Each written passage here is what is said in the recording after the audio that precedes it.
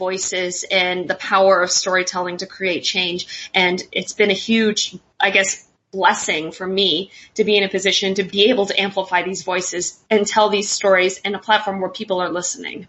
That was Jim Pugh and Jesse Golem on the Basic Income Podcast. I would say Ontario is a fairly rare instance in the UBI space where just generally we're seeing more of the human side of basic income because you've actually had recipients and just seeing the pushback that's come from there, I think that it has just broadly felt like it's more of a people issue. But I think with Jesse's project, that's just being taken to the next level. Like you're actually seeing these firsthand accounts of how people's lives are actually changed and what it will mean to them if this program is canceled. And I think, as we've talked about many times before, it's hard to overstate what impact these sorts of stories, I think, could have on the basic income debate going forward. Yeah, that's really true. And I think when you have a program where it's like we built a school and we created a mentorship program and so on and so forth, that basically creates a story in your head without any more details. Or if you just say we gave someone money, that feels like the first sentence and we don't know what happens after that. But, you know, Jesse's project is showing what happens after that. And it's a lot of very uplifting results and, you know, hopefully it can keep on. Yeah, I'm very curious to see as this grows how elected officials are going to react if there is the potential that they may change their mind. And particularly with this lawsuit as well, it seems like there are efforts from all fronts. And so hopefully they are able to change what happens.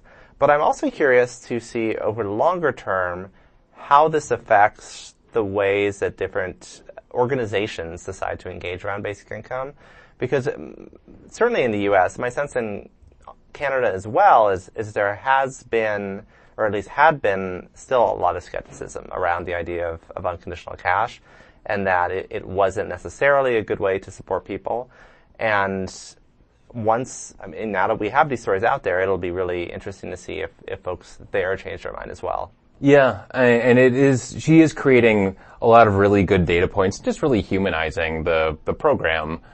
Because I think we're often just waiting for the program to finish, the analysis to come, and then some paper where we say, aha, look, great, like positive results. And that's, 3 years after the initial program began. And this is just, it's instant, it's human. You look at the picture and you see right away. And even just looking at their faces, there's something about, just having that visual. You say, well, of course this person their life is made better by a little bit of income security. Right. And it just makes it very intuitive. Yeah, absolutely. And as Jesse said, if folks want to be supporting now, a great way to do this is to be sharing these stories because they are being posted online. You can be sharing them on your social media as well, sending them to friends. If you're not already, you can follow Humans of Basic Income on Twitter. It's @HumansBasic, all one word, and see what stories have been posted and help get those stories out there. All right, that'll do it for this episode of the Basic Income Podcast. Thank you to our producer, Eric Davidson. Please rate and review us on Apple Podcasts or the service of your choice, and subscribe while you're there if you're not already. And tell your friends. We're always looking to bring more people into this conversation. We'll talk to you next week.